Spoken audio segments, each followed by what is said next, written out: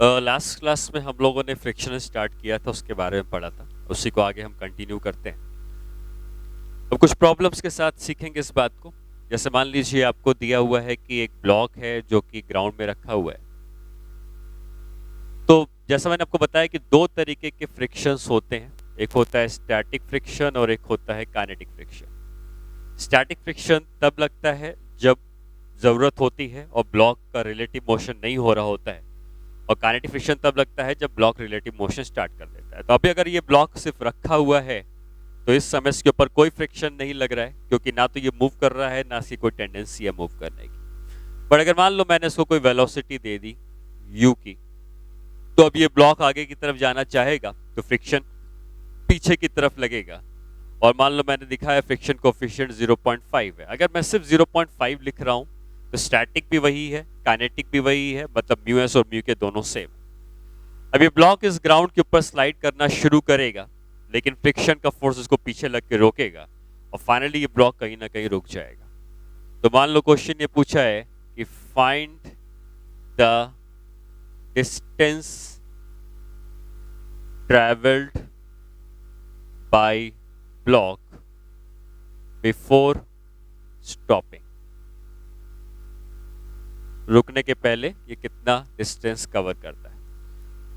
तो जहां तक बात करें तो हम ये कह सकते हैं कि इस ब्लॉक के ऊपर जो फ्रिक्शन का फोर्स होगा वो बैकवर्ड डायरेक्शन में लग रहा होगा, और ये फ्रिक्शन काइनेटिक होगा, क्योंकि जब मोशन ऑलरेडी हो रहा है तो फ्रिक्शन काइनेटिक लगता है, और ये फ्रिक्शन का फोर्स इसमें बैकवर्ड डायरेक्शन में लगेगा। बाकी और कोई फोर्स की बात करें तो नॉर्मल रिएक्शन ऊपर लगेगा और mg नीचे लगेगा।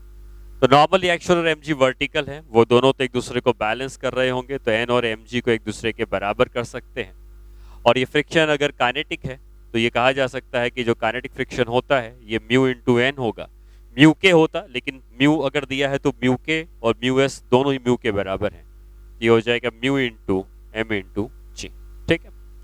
अब ये फ्रिक्शन का जो फोर्स लग रहा है हॉरिजॉन्टल डायरेक्शन में, ये इस ब्लॉक को एक रिटार्डेशन देगा। रिटार्डेशन में इसलिए कह रहा हूं क्योंकि इसकी वेलोसिटी राइट में है और फ्रिक्शन लेफ्ट में लगेगा, तो फोर्स लेफ्ट में लगेगा तो रिटार्डेशन देगा। और वो रिटार्डेशन कितना देगा, तो फोर्स को हम m इंटू ए कर देते हैं, क्योंकि यही एक फोर्स है जो लग रहा है, हॉरिजॉन्टल मोड पे फोर्स नहीं लग रहा है। तो mu M G is equal to M into A, या हम ये कह सकते हैं कि ए की वैल्यू होगी म्यू इंटू जी, क्योंकि ये जो एक्सेलरेशन है ये वेलोसिटी के अपोजिट है, इसलिए इसको रिटार्डेशन कहा जाएगा। और आप ये कह सकते हो कि इसकी इनिशियल वेलोसिटी u की दी है, एक्सेलरेशन माइनस म्यू जी लिखेंगे क्योंकि ये मोशन के अपोजिट लग रहा है। फाइनली ये ब्लॉक अगर रुक जाता है तो फाइनल वेलोसिटी 0 हो जाएगी, और हमसे ये पूछा गया है कि कितना डिस्प्लेसमेंट इसने ट्रैवल किया। तो यहाँ पर हम यूज कर सकते हैं v square is equal to u square plus 2as। तो 0 is equal to u square plus 2 acceleration minus mu g. Displacement जो है वो निकालना है जो s के बराबर है, तो s की वैल्यू आ जाएगी you square by 2 mu G. इतनी दूरी वो तय करेगा, ट्रैवल करेगा रुकने के पहले। ठीक है।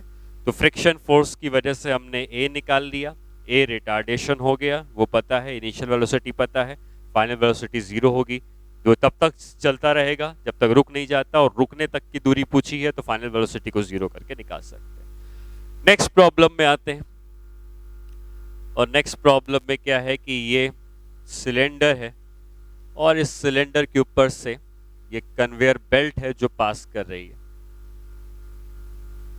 सिमिलर सिलेंडर यहां भी होगा, और ये जो बेल्ट्स हैं ये सिलेंडर के ऊपर ट्रैवल कर रही है। ठीक है। तो इस तरीके से बेल्ट इसके ऊपर से होती हुई आएंगी, और जैसे जैसे सिलेंडर घूमता जाएगा वैसे वैसे बेल्ट भी इसके ऊपर घूमती जाएंगी, और ये बेल्ट इस तरीके से घूमकर इस तरीके से आ रही है। मान लो आपको दिया है कि जो बेल्ट की वेलोसिटी है, चाहे लेफ्ट में जाए या राइट में जाए, ये वेलोसिटी 6 मीटर पर सेकेंड के बराबर।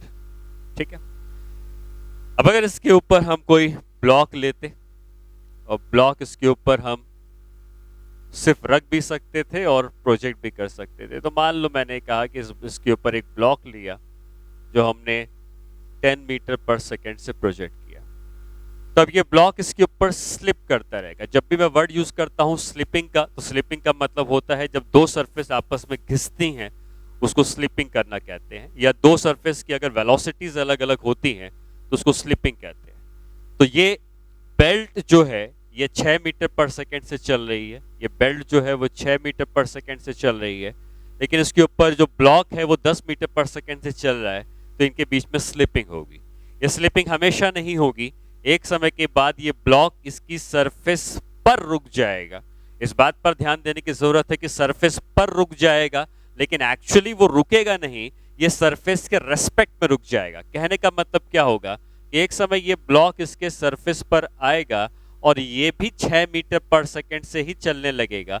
जब ये दोनों ही 6 मीटर पर सेकेंड से चलने लगेंगे तो दोनों सरफेस की वेलोसिटी सेम हो जाएगी, रिलेटिव मोशन खत्म हो जाएगा, फ्रिक्शन की जरूरत नहीं पड़ेगी और स्लिपिंग भी खत्म हो जाएगी, क्योंकि स्लिपिंग तब तक होती जब तक ये दोनों अलग अलग वेलोसिटी से चलते। एक समय के बाद जब दोनों की वेलोसिटी सेम हो जाएगी तो स्लिपिंग बंद हो जाएगी। तो मान लो क्वेश्चन ये पूछा है कि find the distance travelled by block before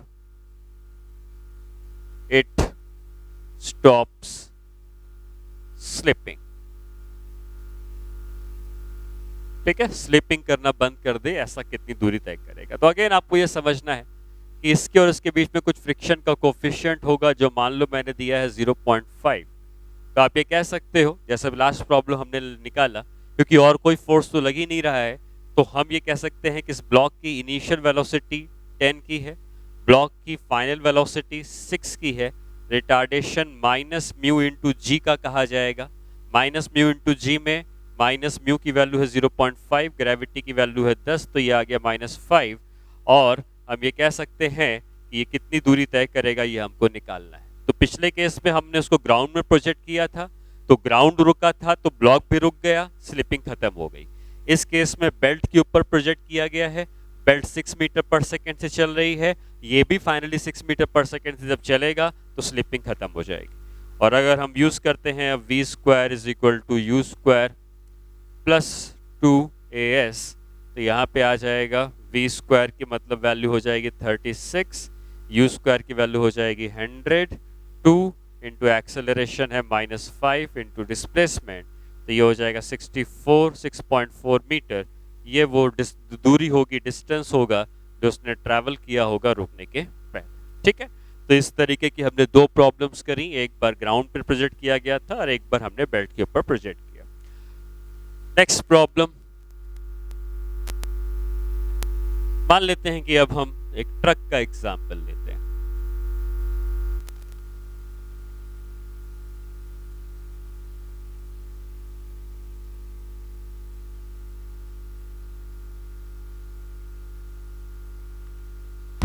अब ये जो ट्रक है ये किसी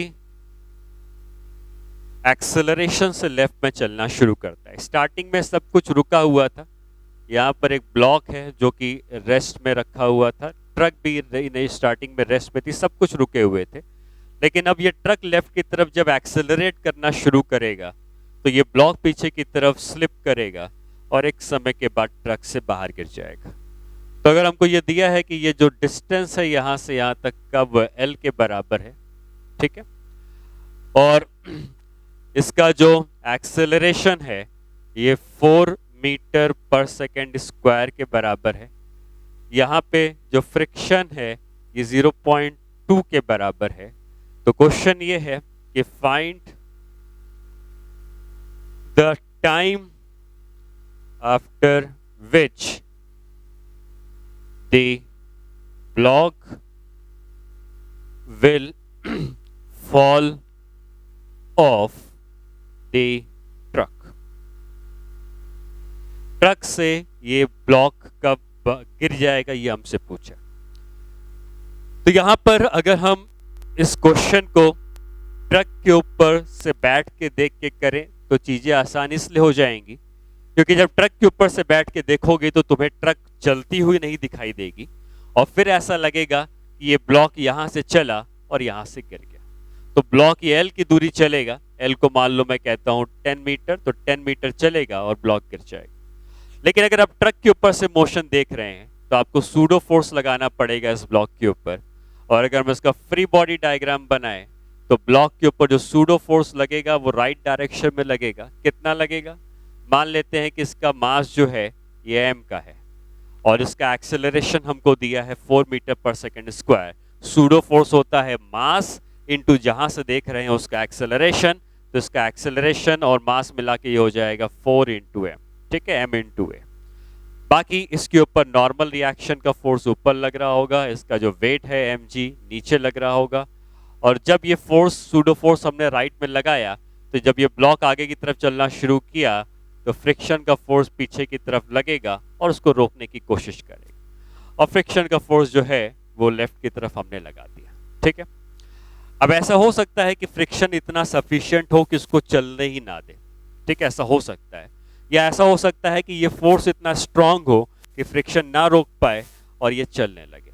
तो अगर हम बात करते हैं कि फ्रिक्शन अगर काइनेटिक होता तो लगता कितना, क्योंकि स्टैटिक और काइनेटिक कोफिशिएंट दोनों सेम है, म्यू अगर दिया है तो मतलब दोनों सेम है। तो अगर काइनेटिक फ्रिक्शन लगता तो लगता म्यू इंटू एन, और म्यू की वैल्यू कितनी है 0.2, और नॉर्मल रिएक्शन की वैल्यू है m इंटू जी, जी होता है 10, तो ये 2 इंटू एम का लगता। मतलब अगर काइनेटिक फ्रिक्शन लगता तो ये काइनेटिक फ्रिक्शन लग रहा होता 2 इंटू एम का, जो कि 4 इंटू एम से कम होता। इसका मतलब इस ब्लॉक के पास एक एक्सेलरेशन आता राइट में और ये राइट की तरफ स्लिप करके जा रहा होता। तो कितने एक्सेलरेशन से जा रहा होता? तो हम अगर इक्वेशन बनाए 4m का फोर्स राइट में, 2m का फोर्स लेफ्ट में is equal to m into a, mass into acceleration, तो यहाँ से हमें पता चल जाता कि इस ब्लॉक के पास एक एक्सेलरेशन आता राइट की तरफ और ये एक्सेलरेशन 2 का आता। ठीक है, सब कुछ रेस्ट से स्टार्ट है, मतलब इनिशियल वेलोसिटी 0 है, और जो दूरी तय करनी है, ये डिस्टेंस जो है ये 10 मीटर का है जो डिस्टेंस ट्रैवल करना है, और हमसे पूछा गया है कि कितना टाइम लग रहा है। तो ये पता है, u पता है, s पता है, t निकालना है, तो हम यहाँ पर यूज करेंगे s is equal to u t plus half a t square. तो s की वैल्यू है 10 मीटर, u 0 है, एक्सेलरेशन 2 है और टाइम का स्क्वायर, तो टाइम आ जाएगा √10 सेकेंड। इतने सेकेंड के बाद ये ब्लॉक इसके ऊपर से गिर जाएगा। ठीक है, तो इस तरीके से हम इस क्वेश्चन को कर सकते हैं, जहाँ के ट्रक के ऊपर बैठकर हम एक सूडो फोर्स लगाएंगे राइट की तरफ। सूडो फोर्स हमने कितना लगाया? इसका ब्लॉक का मास m है, ट्रक का एक्सेलरेशन 4 का है, तो 4 इंटू एम, 4 इंटू एम का फोर्स लगा राइट में, फ्रिक्शन फोर्स लगा लेफ्ट में, एक्सेलरेशन राइट में, हमने एक्सेलरेशन निकाला, इनिशियल वेलोसिटी 0 है, डिस्टेंस 10 मीटर चलना है, सॉल्व करके निकाल सकते हैं। ठीक है, ओके, इसके बाद अब नेक्स्ट प्रॉब्लम में आते हैं। अब इस नेक्स्ट प्रॉब्लम में क्या है कि यहां पर मान लो 2 ब्लॉक के सिस्टम आ जाते हैं।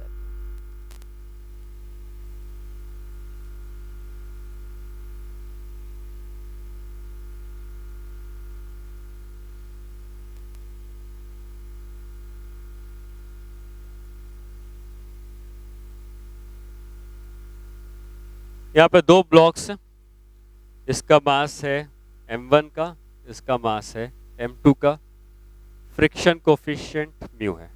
ठीक है, हमको ये पता है कि हम जैसे जैसे इस मास को बढ़ाते जाएंगे वैसे वैसे इसके नीचे आने की पॉसिबिलिटी बढ़ती जाएगी, और इसके नीचे आने की पॉसिबिलिटी बढ़ती जाएगी तो ये स्लिप करना स्टार्ट कर सकता है। तो स्टार्टिंग में सब कुछ रेस्ट में है और ये हॉरिजॉन्टल सरफेस है। ठीक है, ये हॉरिजॉन्टल सरफेस है, कहीं पे कोई इंक्लिनेशन नहीं है, तो स्टार्टिंग में सब कुछ रेस्ट में है। तो क्वेश्चन ये है कि find the maximum mass m2 for which the system can be at rest। मतलब हम चाहते हैं कि मोशन ना हो, तो हम जैसे जैसे मास को बढ़ाते जाएंगे मोशन होने की पॉसिबिलिटी बढ़ती जाएगी, तो भारी से भारी मास कितना लगा दें जिससे कि मोशन ना हो। तो आप इस बात को समझें कि अगर हम इस डायग्राम को देखते हैं तो इस डायग्राम में अगर कोई मोशन करवाना चाहता है तो वो इसका वेट चाहता है। जो उसका वेट है ये इसको पुल कर रहा है m1g से नीचे की तरफ, और अगर यहाँ पे फ्रिक्शन होगा तो ये फ्रिक्शन इसको रोकने की कोशिश कर रहा होगा। टेंशन तो इंटरनल फोर्स है, ठीक है। तो ये फोर्स खींच रहा है, ये फोर्स रोक रहा है, और हम चाहते हैं कि मोशन ना हो। तो ये जो स्टैटिक फ्रिक्शन है, स्टैटिक क्यों लग रहा है? क्योंकि मोशन हो नहीं रहा है। तो स्टैटिक फ्रिक्शन अपनी मैक्सिमम पॉसिबल वैल्यू से लगेगा और मोशन को नहीं होने देगा। तो यहाँ पर हम क्या कह सकते हैं कि ये m1g इतना हो गया है कि इस पे मैक्सिमम फ्रिक्शन लगाकर खींच रहा है, और अगर वो नहीं चल रहा है, मतलब m1g और स्टैटिक फ्रिक्शन जो ऊपर लग रहा है, ये दोनों की वैल्यूज बराबर है। अब स्टैटिक फ्रिक्शन लगता कितना है? तो यहाँ पर अगर हम एक नॉर्मल रिएक्शन देखें तो n इधर हो जाएगा, और इसका mg देखें तो m2g इधर हो जाएगा। तो स्टैटिक फ्रिक्शन की मैक्सिमम वैल्यू की वैल्यू का फॉर्मूला क्या होता है? म्यू इंटू नॉर्मल रिएक्शन, इसको n2 कह दो। और n2 किसके बराबर है? m2g के बराबर है। सॉरी, ठीक है, ये m2 का मास है, तो ये m1g था। m1g is equal to mu times of m2g। यहाँ से m2 की वैल्यू आ जाएगी m1 अपॉन म्यू। इसका मतलब m2 भारी से भारी जो लगाया जा सकता है वो m1 बाई म्यू का लगाया जा सकता है। इससे ज़्यादा भारी मास रख देंगे तो ये m1g इतना स्ट्रांग हो जाएगा कि फ्रिक्शन की मैक्सिमम वैल्यूज को नहीं रोक पाएगी, तो फिर वो नीचे स्लिप करने लगेगा और मोशन स्टार्ट हो जाएगा। तो मोशन स्टार्ट ना हो तो भारी से भारी मास इतना रख सकते हैं, ठीक है। उसी तरीके से अगर एक और प्रॉब्लम देखें जो सेम कॉन्सेप्ट के ऊपर बेस्ड है, इसमें क्या है कि चेन हम ले लेते हैं। कॉन्सेप्ट सेम है, बस जहां पर मासेस थे उसकी जगह चेन आ गई, ठीक है। अब चेन का जो पोर्शन हैंग कर रहा है, जैसे जैसे वो हैंगिंग पोर्शन बढ़ता जाएगा तो चेन के गिरने के चांसेस बढ़ते जाएंगे। तो एक समय ऐसा आएगा जिस समय हम मैक्सिमम हैंगिंग पोर्शन रखे हैं, इससे ज्यादा बढ़ाते ही चेन गिर जाएगी। तो क्वेश्चन ये है, find the maximum fraction of hanging part so that system is at rest, ठीक है। ये हैंगिंग पार्ट का मैक्सिमम फ्रैक्शन कितना हो सकता है जिससे सिस्टम जो है वो रेस्ट में रहे, सिस्टम मोशन स्टार्ट ना करे। तो अब इस बात को समझिए कि यहां पर एक पोर्शन ऐसा है जो हैंग कर रहा है और एक पोर्शन ऐसा है जो टेबल के ऊपर रखा है। ठीक वैसे ही जैसे यहाँ पे एक पोर्शन हैंग कर रहा था, एक पोर्शन टेबल में था, वही चीज यहाँ पर है। जो पोर्शन हैंग कर रहा है इसका मास हम m1 मान लेते हैं, जो पोर्शन टेबल पे है इसका मास हम m2 मान लेते हैं। तो जिस तरीके से m1 और m2 ब्लॉक्स का केसेस थे, सेम केस यहाँ पर भी है, बस वो चेन में कन्वर्ट हो गया और कोई अंतर नहीं। तो अगर मैं कहूँ कि यही रिजल्ट अगर हम निकालना चाहें तो अभी भी हम कह सकते हैं कि जो m2 होगा वो m1 बाई म्यू के बराबर होना चाहिए, ठीक है। m2 is equal to m1 by mu. या हम ऐसा कह सकते हैं कि जो m1 बाई m2 का रेशियो है ये म्यू के बराबर होना चाहिए, ठीक। अब अगर हम इस लेंथ को x की लेंथ मानते हैं तो ये वाली लेंथ l माइनस एक्स कह सकते हैं, ये मानते हुए कि टोटल लेंथ l के बराबर है। हमको पता है कि मास लेंथ के डायरेक्टली प्रोपोर्शनल होता है, तो ये जो m1 का मास है ये x की लेंथ के प्रोपोर्शनल होगा, और जो m2 का मास है ये l माइनस एक्स की लेंथ के प्रोपोर्शनल होगा। तो ये रेशियो म्यू के बराबर आ जाएगा। अब अगर हम इसको उल्टा कर लेते हैं तो ये l minus x divided by x is equal to 1 by mu. अब हम इसको अगर अलग अलग करते हैं तो l by x minus 1 is equal to 1 by mu, ठीक। हमें निकालना क्या है? हमें निकालना है फ्रैक्शन ऑफ हैंगिंग पार्ट। ये हैंगिंग पार्ट है और इसका फ्रैक्शन निकालना है। तो फ्रैक्शन हो जाएगा कि जो पार्ट हैंगिंग है डिवाइडेड बाय जो टोटल लेंथ है, ये लेंथ और हैंगिंग पार्ट की लेंथ अपॉन टोटल लेंथ, ये फ्रैक्शन हमको फाइंड आउट करना है। मतलब हम ये कह सकते हैं कि जो x बाई एल है वो f है, तो ये हो जाएगा 1 by f minus 1 is equal to 1 by mu. हमें यहाँ से f निकालना है तो इसको राइट में भेज देते हैं। तो 1 by f is equal to 1 plus 1 by mu. तो f की वैल्यू हो जाएगी mu divided by mu plus 1। ये वो मैक्सिमम फ्रैक्शन है हैंगिंग पार्ट का जो कि हम हैंग कर सकते हैं बिना चेन को गिराए हुए। तो जो प्रॉब्लम हमने यहाँ करी थी वही प्रॉब्लम चेन के लिए भी यूज कर लेंगे, सेम फॉर्मूला। इस बात का भी ध्यान रखते हुए कि जो मास होता है वो लेंथ के प्रोपोर्शनल होता है और हमें फ्रैक्शन चाहिए हैंगिंग पार्ट का, तो x इस हैंगिंग पार्ट की length divide by total length, ये रेशियो हमें फाइंड आउट करना है। ठीक है, नेक्स्ट प्रॉब्लम में आते हैं। इसमें क्या है कि एक ब्लॉक है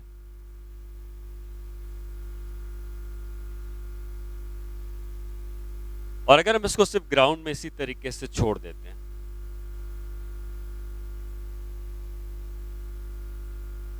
और यहां पर हमने एक ब्लॉक इसके साथ सपोर्ट में रख दिया,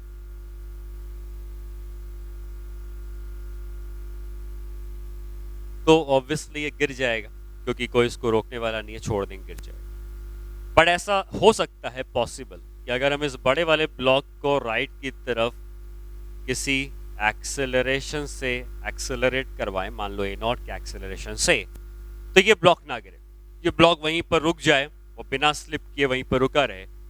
ये फ्रिक्शन कोफिशिएंट म्यू के बराबर हमको दिया हुआ। ठीक है, तो क्वेश्चन ये है कि find the minimum acceleration of bigger block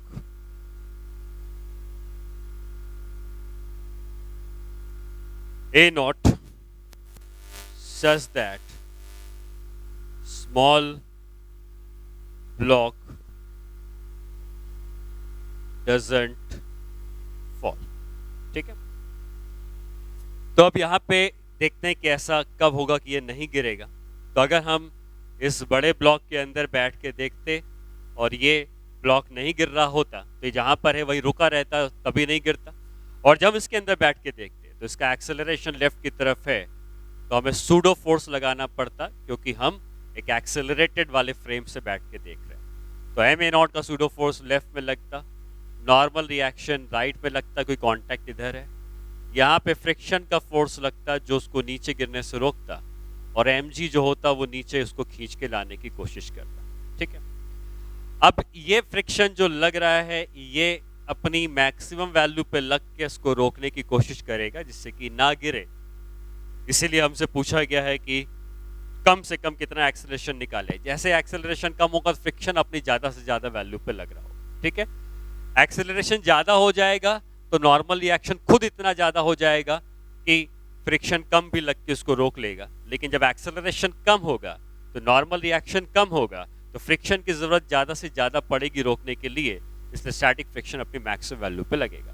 तो हॉरिजॉन्टल डायरेक्शन में n = m × a0 कर सकते हैं और स्टैटिक फ्रिक्शन की वैल्यू जो मैक्सिमम लग रही है ये बैलेंस कर लेगी mg के फोर्स को, तो वो गिरना बंद हो जाएगा। और स्टैटिक फ्रिक्शन की मैक्सिमम वैल्यू को हम म्यू × n लिखते हैं, ये n उठा के यहाँ रख दें तो mu × m × a0 = m × g, m और m कैंसिल हो जाएगा, a0 की वैल्यू आ जाएगी g डिवाइडेड बाई म्यू। तो ये वो एक्सेलरेशन है कम से कम जो हमें इस ब्लॉक को देना पड़ेगा जिससे कि छोटा वाला ब्लॉक नीचे ना गिरे। ठीक, नेक्स्ट प्रॉब्लम में आते हैं। इसमें क्या है कि एक ब्लॉक है जो ग्राउंड में रखा हुआ है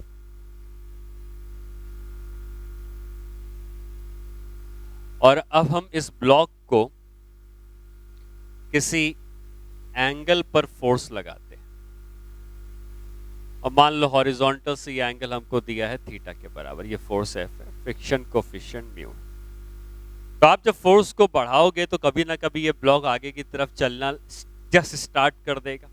ठीक है, तो हम ये कह सकते हैं कि क्वेश्चन ये है कि find the force at which the block is about to start from rest। मतलब ब्लॉक स्टार्टिंग में तो रेस्ट में रहेगा, स्टैटिक फ्रिक्शन होगा, लेकिन जैसे जैसे फोर्स को हम बढ़ाते जाएंगे तो एक फोर्स ऐसा आएगा कि ये ब्लॉक बस चलने की कंडीशन में आ जाएगा। चलना स्टार्ट नहीं किया, चलने की कंडीशन में आ जाता है। उस कंडीशन को जब वो चलने की कंडीशन पे आ रहा है, जस्ट स्टार्ट करने वाला है, उसको हम लिमिटिंग केस भी कहते हैं। तो कभी आपको लिखा हो कि लिमिटिंग केस मतलब स्टैटिक फ्रिक्शन अपनी मैक्सिमम वैल्यू पे लगकर उसको जब रोक रहा होगा ब्लॉक चल नहीं रहा है, बस को रोका हुआ है स्टैटिक फ्रिक्शन मैक्सिमम वैल्यू में लग के, तो उसको लिमिटिंग केस कहते हैं। तो यहाँ पे ये बात क्लियर है कि ये फ्रिक्शन जो है, ये फोर्स आगे लगने से फ्रिक्शन का फोर्स लेफ्ट में लगेगा और ये फ्रिक्शन अपनी मैक्सिमम वैल्यू पे लग के उसको रोकने की कोशिश कर रहा होगा। ज़्यादा समझने के लिए, बेहतर डायग्राम को समझने के लिए हम बनाएंगे इसका फ्री बॉडी डायग्राम और हम यहाँ पे एक फोर्स लगाएंगे F का, जो हॉरिजॉन्टल से थीटा का एंगल बनाएगा, और हम इस तरफ लगाएंगे स्टैटिक फ्रिक्शन लेफ्ट डायरेक्शन। ये स्टैटिक फ्रिक्शन अपनी मैक्सिमम वैल्यू पे लग रहा होगा, ठीक है। बाकी कौन सा फोर्स लग रहा होगा, इस तरफ लगेगा नॉर्मल रिएक्शन ग्राउंड से, और इस तरफ इसका वेट mg लग रहा होगा डाउनवर्ड डायरेक्शन, ठीक है। अब ये फोर्स के दो कंपोनेंट्स आ जाएंगे। एक कंपोनेंट हॉरिजॉन्टल आ जाएगा जिसको हम F cos थीटा कहेंगे, एक कंपोनेंट हॉरिजॉन्टल वर्टिकल आ जाएगा, उसको F sin थीटा कहेंगे। मोशन स्टार्ट नहीं हुआ है, अबाउट टू स्टार्ट, मतलब स्टैटिक फ्रिक्शन अपनी मैक्सिमम वैल्यू में लग के इसको रोक रहा होगा। फोर्स को जहां तक बैलेंस करने की बात है, तो ऊपर का फोर्स नीचे के बराबर, राइट का फोर्स लेफ्ट के बराबर। तो ऊपर का जो फोर्स लग रहा है नॉर्मल रिएक्शन, ये नीचे के force mg plus F sin theta के बराबर होगा, और जो हॉरिजॉन्टल फोर्स खींच रहा है F cos थीटा का, ये स्टैटिक फ्रिक्शन की मैक्सिमम वैल्यू के बराबर होगा। अब स्टैटिक फ्रिक्शन की मैक्सिमम वैल्यू आपको पता है कि म्यू इंटू एन होती है, तो यही सेकंड इक्वेशन को लिख सकते हैं म्यू इंटू एन, और ये एन पहली इक्वेशन से ला के यहाँ रख देंगे। ये हो जाएगा F cos theta is equal to mu into n, कितना है, एन है mg plus F sin theta. यहाँ पर भी F है, यहाँ पर भी F है, F को कॉमन ले लेंगे लेफ्ट में लाके, तो हो जाएगा cos theta minus mu sin theta is equal to mu into mg, फिर F की जो वैल्यू आ जाएगी, ये आ जाएगी mu into mg divided by cos theta minus mu sin theta. ये वो फोर्स है जो फोर्स लगाने से ये ब्लॉक बस चलने की कंडीशन में आ जाए, ठीक है। उसी तरीके से अगर इस प्रॉब्लम में हम थोड़ा सा चेंज कर देते, ये फोर्स पुशिंग फोर्स है, ये फोर्स पुश कर रहा है, धक्का दे रहा है, लेकिन वही फोर्स अगर पुलिंग फोर्स होता, सब कुछ सेम रहता, बस ये फोर्स अगर पुलिंग फोर्स होता तो डायग्राम इस तरीके से आपको देता। इसमें कहता कि ये फोर्स किसी एंगल पे लगाया जा रहा है, F का किसी एंगल थीटा पे, वही सब कुछ सेम है, लेकिन फोर्स अब इस ब्लॉक को अब खींच रहा है और वहां पे फोर्स उस ब्लॉक को पुश कर रहा था, यहाँ पुल कर रहा है। क्वेश्चन वही है कि फ्रिक्शन कोएफिशिएंट म्यू है, तो सेम क्वेश्चन है जो पिछले पार्ट में था, find the force at which the block is about to start from rest. सब कुछ सेम है, the force at which the block is about to start from rest. तो अगर हम इसका फ्री बॉडी डायग्राम बनाते तो सारे डायग्राम में यहाँ पर भी फ्रिक्शन अपनी मैक्सिमम वैल्यू पे लगता, और एफबीटी जब बनाते तो क्या बनाते, F का फोर्स कहीं इस तरफ जा रहा है, आप देख सकते हैं हॉरिजॉन्टल से थीटा के एंगल पर, नॉर्मल रिएक्शन ऊपर की तरफ लगता, mg नीचे की तरफ लगता, फ्रिक्शन अपनी मैक्सिमम वैल्यू पे लग के रोकने की कोशिश कर रहा होता। अभी F को हम दो पार्ट में ब्रेक कर सकते हैं, एक F का कंपोनेंट इधर आ जाएगा जिसको F cos थीटा कहेंगे, एक F का कंपोनेंट इधर आ जाएगा जिसको F sin थीटा कहेंगे।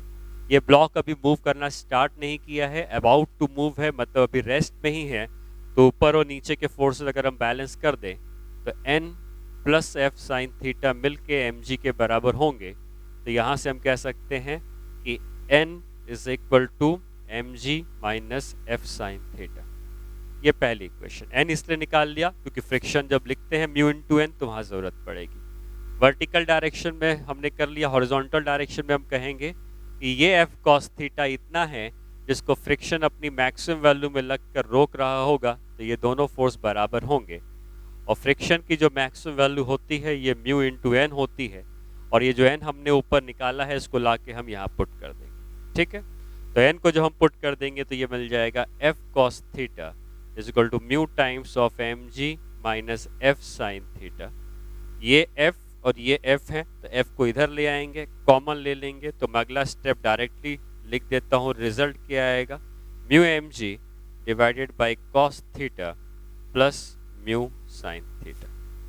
ये रिजल्ट आ गया। अब इस रिजल्ट को अगर हम पिछले वाले केस के संग कंपेयर करें तो न्यूमरेटर दोनों में सेम है म्यू एम जी और म्यू एम जी, लेकिन डेनोमिनेटर में है cos theta minus mu sine theta और यहाँ डेनोमिनेटर में है cos theta plus mu sine theta. Obviously ये डेनोमिनेटर कम है तो फोर्स ज़्यादा रिक्वायर्ड होगा, और ये डेनोमिनेटर ज़्यादा है क्योंकि एडिशन किया है तो फोर्स कम रिक्वायर्ड होगा। तो कभी कभार आपकी बुक्स में ये लिखा रहता है कि pulling is easier than pushing, क्योंकि पुल करने में जो फोर्स लगाना पड़ा वो पुश करने वाले फोर्स से हमें कम लगाना पड़ा उसको चलाने के लिए। जो क्रिकेट के पिच में रोलर होता है उसको भी आपने देखा होगा कि कभी पुश नहीं करते हैं, पुल करते हैं। पुल करके हम उसको आसानी से चला सकते हैं, पुल और पुश करने में हमको ज़्यादा फोर्स लगाना पड़ेगा। लेकिन ये जो भी है कि pulling is easier than pushing, ये तब तक है जब हम किसी एंगल पर उसको पुश कर रहे हैं या किसी एंगल पर पुल कर रहे हैं। अगर आप किसी भी चीज़ को हॉरिजॉन्टली पुल करो या हॉरिजॉन्टली पुश करो तब वो फोर्स बराबर होगा, तब उसमें कोई भी ज़्यादा या कम नहीं होगा। एक ही बराबर फोर्स में पुश करके भी चला सकते हैं, बराबर फोर्स में पुल करके भी चला सकते हैं। लेकिन किसी एंगल पे जब फोर्स लगा रहे हैं तो पुल करना ज़्यादा बेहतर होता है, क्योंकि पुल करने से हम कम फोर्स में भी उसको चला सकते हैं। ठीक है, अब इस पुल करने में हमको पता है कि हमने ये फोर्स लगाया जिससे कि ये ब्लॉक चल गया। अब इसी क्वेश्चन में पुल करने वाले पार्ट में मैं एक पार्ट और पूछूंगा कि ठीक है इतने फोर्स में चल तो गया, लेकिन ये फोर्स भी तो थीटा के ऊपर डिपेंड कर रहा है कि जैसे जैसे थीटा बदलता जाएगा फोर्स की रिक्वायरमेंट भी कम होती जाएगी। तो कोई ना कोई ऐसा एंगल भी होगा जिसमें कम से कम फोर्स में लगाकर इसको चलाया जा सकता है। तो नेक्स्ट पार्ट जो है प्रॉब्लम का वो हम ये कह सकते हैं कि in the previous problem find the angle at which force should be applied so that the force is minimum। ठीक है, तो अब हमें बेसिकली ये एंगल पता करना है जिसके लिए फोर्स मिनिमम हो, तो यहाँ पे मैक्सिमम मिनिमा का यूज करना पड़ेगा। जो cos theta plus mu sine theta है इसको हम कोई फंक्शन मान लेते हैं थीटा का, cos theta plus mu sine theta. इसको वाई भी मान सकते थे, वाई एक्स पे डिपेंड करता था, अगर हम याद करें तो हम वाई भी मान सकते हैं। और अगर हमने वाई मान लिया तो हम जब वाई एक्स पे डिपेंड करता है तो d y by d x को निकाल के जीरो करते थे, और y अगर थीटा पे डिपेंड करता है तो हम d y by d theta निकालेंगे और उसको जीरो के बराबर कर देंगे। ठीक, अब d y by d theta कितना आएगा, कॉस थीटा का डिफरेंशिएशन माइनस साइन थीटा आएगा, और साइन थीटा का डिफरेंशिएशन कॉस थीटा आएगा, उसको हम जीरो के बराबर कर देंगे तो म्यू की वैल्यू आ जाएगी टेन थीटा, या थीटा आ जाएगा टेन इनवर्स ऑफ म्यू। ये वो एंगल है थीटा जिस एंगल पर फोर्स लगाया जाएगा तो वो मिनिमम फोर्स होगा जिसमें को चला पाएंगे। ठीक है, तो ये एंगल हो गया जिससे पूछा है कि find the angle eight which the force should be applied so that the force is minimum. तो ये मिनिमम फोर्स आएगा, जो एंगल पूछा गया था वो एंगल इसके बराबर हो जाएगा। ठीक है, नेक्स्ट प्रॉब्लम में आते हैं। प्रॉब्लम क्या है, नेक्स्ट कॉन्सेप्ट में आते हैं कि हम लोग जब चलते हैं तो फ्रिक्शन किस तरफ लगता है। तो जनरली आप ये कहते हो कि अगर हम आगे की तरफ चल रहे हैं तो फ्रिक्शन का डायरेक्शन भी आगे की तरफ लगेगा, पर एक्चुअली वो गलत है कॉन्सेप्ट। अगर हम आगे की तरफ चलेंगे तो फ्रिक्शन पीछे की तरफ नहीं लगता है बल्कि आगे की ही तरफ लगता है। रीजन ये होता है कि जब भी आप आगे की तरफ चलते हो तो अपने पैर को किधर पुश करते हो, आगे बढ़ने के लिए पैर को आप पीछे की तरफ पुश करते हो। तो जो ग्राउंड है वो चाहेगा कि आपका पैर पीछे ना जाए, तो आपके पैर को पीछे जाने से रोकने के लिए ग्राउंड आपके ऊपर जो फ्रिक्शन लगाएगा वो आगे की तरफ लगाएगा। इसका मतलब अगर हम चलते आगे हैं तो पैर पीछे पुश करने की कोशिश करते हैं तो जो फ्रिक्शन लगता है वो भी आगे की तरफ लगता है। अब ये फ्रिक्शन कौन सा लगता है, स्टैटिक या काइनेटिक? तो आपके दिमाग में ये आएगा कि भाई मोशन तो हो ही रहा है, हम तो चल ही रहे हैं, तो फ्रिक्शन काइनेटिक लगना चाहिए, बट एक्चुअली फ्रिक्शन लगता है स्टैटिक। रीजन क्या है, आप जब पैर को ग्राउंड से कांटेक्ट में रखते हो, पैर ग्राउंड के कांटेक्ट में आ गया, तो फ्रिक्शन काइनेटिक तब लगता है जब दो सरफेस आपस में स्लिप करती हैं, घिसती हैं। तुम्हारा पैर जब तक ग्राउंड में था तब तक वो ग्राउंड में कभी स्लिप नहीं किया, तुमने खाली उसको पीछे पुश करने की कोशिश करी, लेकिन कभी स्लिप नहीं किया। तुम्हारा पैर पीछे पुश करने की कोशिश की और तुमने पैर उठा लिया। तो जब तक आप पैर ग्राउंड के कांटेक्ट में था, तब तक वो स्लिप नहीं हुआ।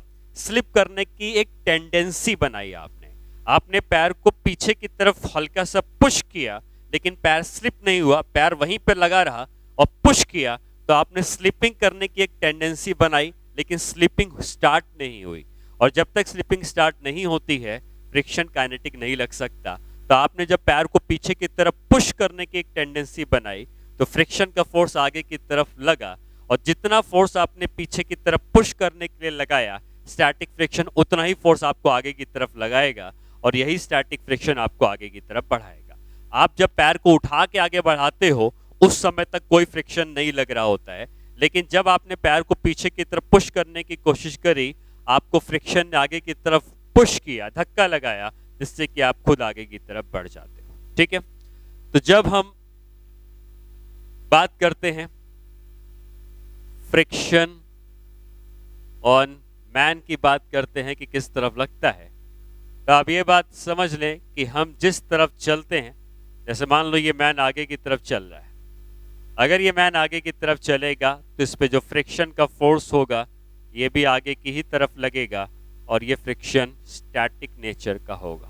ठीक, और कौन कौन से फोर्स लग रहे हैं इसके ऊपर? ये मैन आगे की तरफ बढ़ रहा है, और कौन कौन से फोर्स लग रहे हैं इस मैन के ऊपर? तो आप कहोगे कि भाई एक नॉर्मल रिएक्शन लग रहा है और एक mg लग रहा है।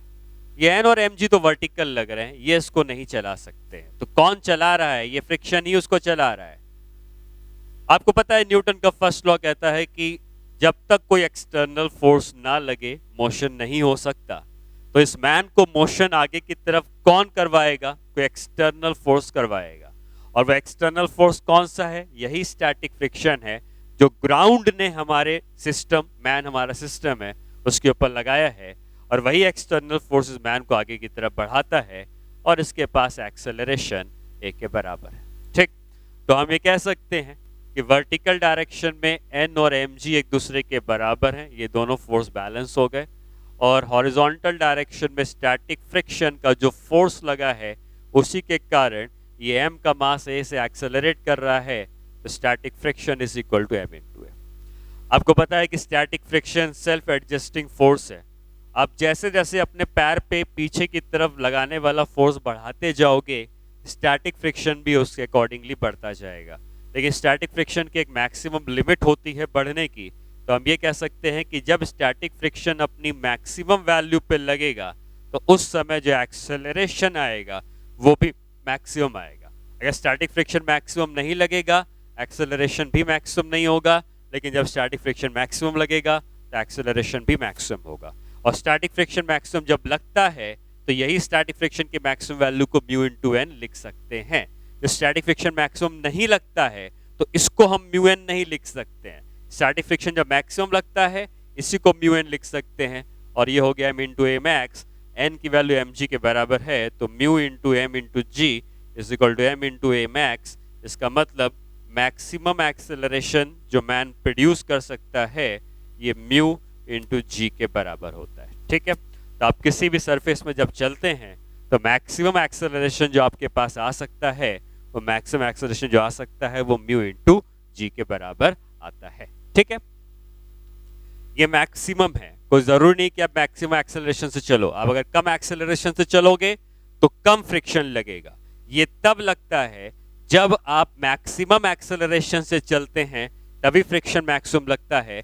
अगर आप एक्सेलरेशन को कम कर देंगे, फ्रिक्शन भी कम हो जाएगा। ठीक, प्रॉब्लम देखते हैं इसके ऊपर। A man of mass 50 kg runs with acceleration of 2 meter per second square on rough surface of mu is equal to 0.5. Find the frictional force acting acting on man. ठीक, आपको बताना है कि मैन के ऊपर कितना फ्रिक्शनल फोर्स लग रहा होगा। तो पहली बात कि मैन के ऊपर जो फ्रिक्शनल फोर्स लग रहा है, ये मैन के ऊपर जो फ्रिक्शनल फोर्स लग रहा है, ये मैक्सिमम कितना लग सकता है? वो लग सकता है म्यू इंटू एम इंटू जी के बराबर। ठीक है, और जब फ्रिक्शन इतना लगता है तब उसके पास मैक्सिमम एक्सेलरेशन आता है, जो कि हो जाता है म्यू इंटू जी के बराबर, जो हमने अभी पढ़ा। तो अब देखें, मैन को दौड़ना है इतने एक्सेलरेशन से, लेकिन वो कितने एक्सेलरेशन से दौड़ सकता था? तो 0.5 दिया है म्यू की वैल्यू, ग्रेविटी है 10, तो हो जाएगा 5 मीटर पर सेकेंड स्क्वायर। ये वो मैक्सिमम एक्सेलरेशन है जिससे मैन दौड़ सकता है। और जब ये मैक्सिमम एक्सेलरेशन से मैन दौड़ता तभी फ्रिक्शन मैक्सिमम लगता, और ये मैक्सिमम फ्रिक्शन कितना लगता? 0.5 इंटू 50 इंटू 10, तो ये हो जाता 250 न्यूटन। लेकिन ये तब होता जब मैन मैक्सिमम एक्सेलरेशन से दौड़ता।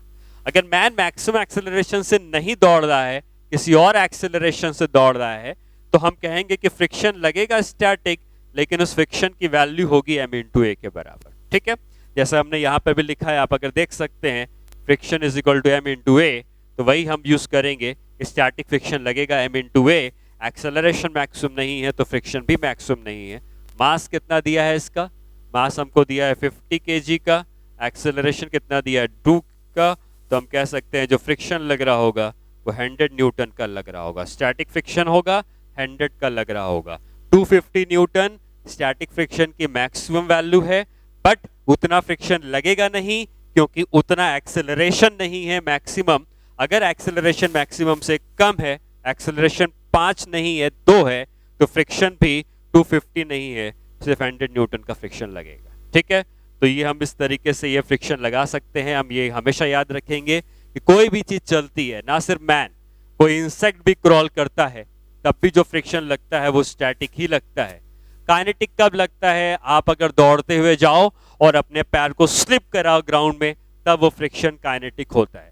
लेकिन आप जब चलते हैं नॉर्मली या जब दौड़ते हैं, तब जो फ्रिक्शन लगता है वो स्टैटिक होता है, जो सेल्फ एडजस्टिंग होता है, अपने आप को एडजस्ट कर सकता है, जितनी रिक्वायरमेंट होगी उतना ही लगेगा। और नॉर्मली हम ये कह सकते हैं कि फ्रिक्शन की वैल्यू m इंटू ए के बराबर है। यही फ्रिक्शन ने उसको एक्सेलरेशन दिया है, और एक्सेलरेशन की मैक्सिमम वैल्यू म्यू इंटू जी के बराबर होगी।